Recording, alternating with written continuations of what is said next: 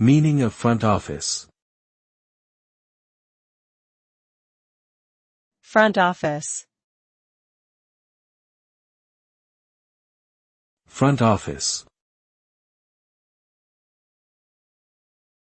Front office.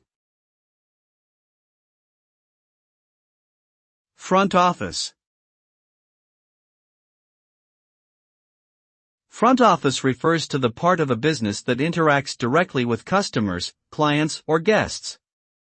It is the public-facing area of a company and includes positions like receptionists, salespeople, customer service representatives, and managers.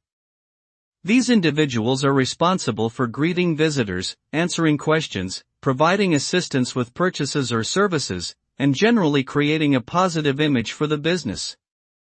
The front office is often considered the engine that drives revenue growth, as it is where the majority of customer interactions take place and where first impressions are made.